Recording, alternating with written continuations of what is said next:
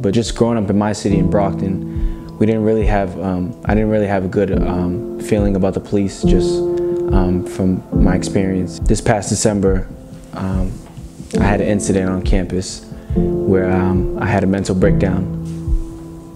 The police ended up being involved in it. They went from being the good guys to the bad guys, you know what I'm saying? Personally, it's kind of neutral because I don't really talk to them or see them. I would hope I do if there was an encounter with them, but the relationship is non-existent. So that's a question that's kind of hard to answer. And there's this massive March for Our Lives march where people were fighting against gun violence and all that stuff.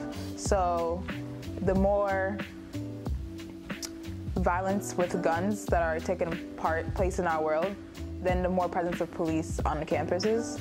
So I think there's always a fear in my heart because I'm Black that something may happen to me because it's hard being Black. I love my people, bro.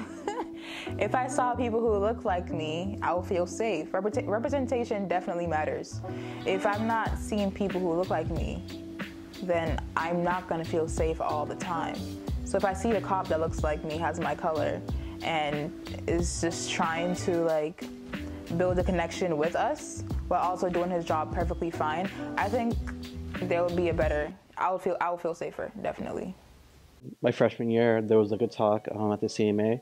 And the Center for Multicultural Affairs, we do this thing called snack chats. They used to be called lunch and learns at the time. And it's kind of like when we have like an on-campus faculty member come and talk about like a specific topic, usually pertaining to their profession. And so we had, I think it was Chief Florio come, just talk about like, you know, the campus police. And we had like a bit of a dialogue about like, you know, policing like all over America, like, you know, in regards to some of the uses of police violence, because I've been in rooms with like leadership and I've seen them come out for things that aren't just law enforcement. I think I built more trust like on that end. First of all, one of the philosophies that we do have here with the Bridgewater State University Police Department has always been try to promote the department and a relationship with the students.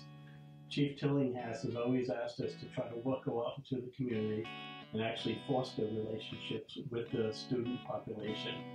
In my view, the relationship is very good. However, I think it could always improve. I think any of the negative perceptions really could be resolved if we were able to have more interaction with the community. I think, you know, nationally we have challenges with police relations, and I think that certainly affects us. And I think you can only fix that one community at a time, and we work hard to do that every day. To get past the uniform, we're all human. We're in this because we want to be part of the solution. I wish that they would see that they're not only here just to get us in trouble, and they're not here just to catch us in bad situations, but that they want to keep this community and this university as safe as possible.